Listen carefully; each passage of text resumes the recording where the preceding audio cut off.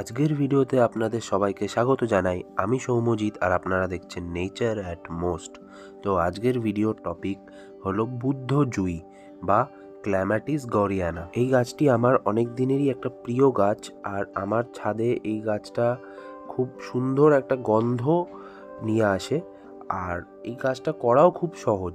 আপনারা পুরো ভিডিওটা দেখুন। আমি এই ভিডিওটাতে এই গাছটার সম্পর্কে সব ইনফরমেশান পরিচর্যা আপনাদেরকে বলবো। তাহলে চলুন বেশি দেরি না করে জেনে নিই এটার সয়েল মিক্সটা কেমন হবে। যে কোনো জ্যাসমিন প্রজাতির গাছের জন্য আমি একই সয়েল মিক্স ইউজ করি, যেটাতে থাকে হলো 3টে কম্পোনেন্ট। এক, আমাদের সাধারণ গার্ডেন সয়েল, আরেকটা হলো ভার্মি কম্পোস্ট, আরেকটা হলো স্যান্ড বা সিন্ডার। আপনার কাছে যেটা থাকবে আপনি সেটা ইউজ করতে পারেন।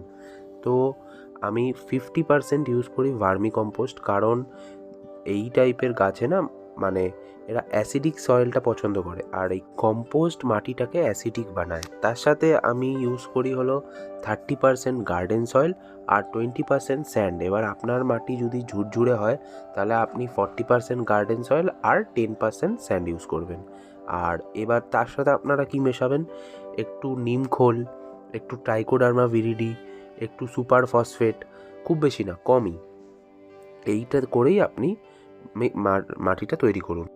এবার আমরা জেনে নেব বুদ্ধ জুইয়ের কীরকম সানলাইটের দরকার আছে। তো আমার মতে এই গাছটা মিনিমাম 4 থেকে 5 ঘন্টার, আর শীতকালে 5 থেকে 6 ঘন্টার রোদ্দুরের দরকার আছে, কারণ এই গাছটা প্রচুর ফুল দেয়। আর যে কোনো গাছে প্রচুর ফুল দেওয়ার জন্য তার অনেক পরিমাণে সূর্যের আলোর দরকার হয়। তো আর শুধু ফুল না, এই গাছটার ব্যাপার হলো ফুলটাতে গন্ধ থাকে, আর এই ফুলটা একবার ফুটলে কিছু না হলেও 20 দিন তো আপনার গাছে থাকবেই। যদি আপনি কিছু ভুল না করেন 20 দিন থাকবেই। আর জল যখন মাটি শুকাবে তখন দেবেন, এখানে আর কিছু বলার নেই। এইবার আমরা জানবো যে বুদ্ধ জুঁইতে আমরা কিরকম ফার্টিলাইজেশন করব। তো এই গাছটাতে যেরকম অনেক ফুল দেয় সেরকমই এই গাছটার অনেক ফার্টিলাইজেশনেরও দরকার হয়। তবে হ্যাঁ, ডেলি দরকার হয় না, যখন দরকার হয় অনেকটা পরিমাণে দরকার হয়। তো আমি কি করি, আমি এইটাকে শীতকাল হলে তো সর্ষের জল, সর্ষের খোল পচানো জল দিই। আর গরমকালে আমি সর্ষের খোল গুঁড়ো এর মাটিতে ছড়িয়ে দিই। তার সাথে বায়ো পটাশ যেটা হয়, নর্মাল মিউরেট অফ পটাশ দিলে সেই মাটিটা আপনার কিছুদিন পরে নষ্ট হয়ে যাবে। তার চেয়ে ভালো আপনি বায়ো পটাশ যদি আপনার কাছে থাকে তো সেটা দেবেন, বা কলার খোসা ভেজানো জল দেবেন। আর আপনি যদি ভাবেন যে না আপনি কেমিক্যাল ইউজ করবেন, তাহলে আপনি সপ্তাহে না, মাসে 2 বার আপনি এনপিকে 19-19-19 দেবেন, আর মাসে 1 বার আপনি এনপিকে 0050 দেবেন। এইটুকুনিতেই হয়ে যাবে। স্প্রে করবেন, যদি আপনি মাটিতে দেন তাহলে মাটিটা কিছুদিন পরে খারাপ হয়ে যাবে, ঠিক আছে? তার চেয়ে ভালো আপনি স্প্রে করেন, কোনো অসুবিধা হবে না। এবার আমরা জেনে নেব যে বুদ্ধজুই গাছের পেস্ট আর ডিজিজ কন্ট্রোল আমরা কি করে করব। তো আজ পর্যন্ত আমার বুদ্ধজুই গাছে কোনো দিনও কোনো পেস্ট অ্যাটাক হয়নি। এটার কারণ এটাই হতে পারে যে আমি এই বুদ্ধজুইয়ের জন্য একটা রুটিন ফলো করি। সেটা হলো আমি সপ্তাহে 1 দিন এটাতে একটা কেমিক্যাল পেস্টিসাইড, যেটা একটু হার্ড, যেমন কনফিডার, সেটা স্প্রে করি। আর সপ্তাহে 1 দিন যে কোনো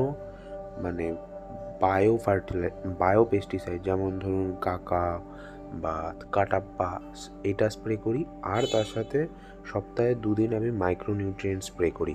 মাইক্রোনিউট্রিয়েন্টস যেমন মোবোবিন বা সিউইড এক্সট্র্যাক্ট, বায়োভিটা এক্স, এটা খুব ইম্পর্টেন্ট, কারণ এটা যদি আপনি না দেন তাহলে এই পাতাগুলো ফুল দিতে দিতেই হলুদ হয়ে যাবে, আর হলুদ হয়ে গিয়ে তারপরে ব্রাউন হয়ে যাবে। সেটা দেখতেও ভালো লাগে না, আর সেটা গাছের জন্য ক্ষতিকর। তো এই দুটো জিনিস করলেই আপনার পেস্ট মুক্ত থাকবে। আর ফাঙ্গাস এই গাছে লাগে না, তাও আমি সব গাছেই বৃষ্টি হলে তার কিছুদিনের মধ্যেই ফাঙ্গিসাইড স্প্রে করি।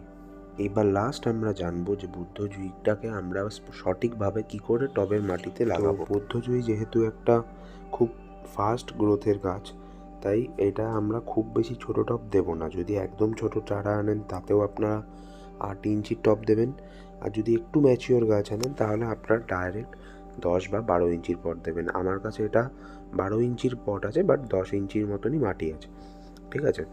তো এবার এইটার সাথে আর মাচা করাটা খুব খুব ইম্পর্টেন্ট এই গাছটার জন্য, কারণ মাচা ছাড়া না এই গাছগুলো মাটিতে লটাবে, আর মাটিতে লটালে বিভিন্ন রকমের ফাঙ্গাসের প্রবলেম হতে পারে, তার সাথে ফুল বেশি দিন থাকবে না, পোকা অ্যাটাক হতে পারে। তো মাচা করে সেটাকে মাচার সাথে তুলে দেবেন।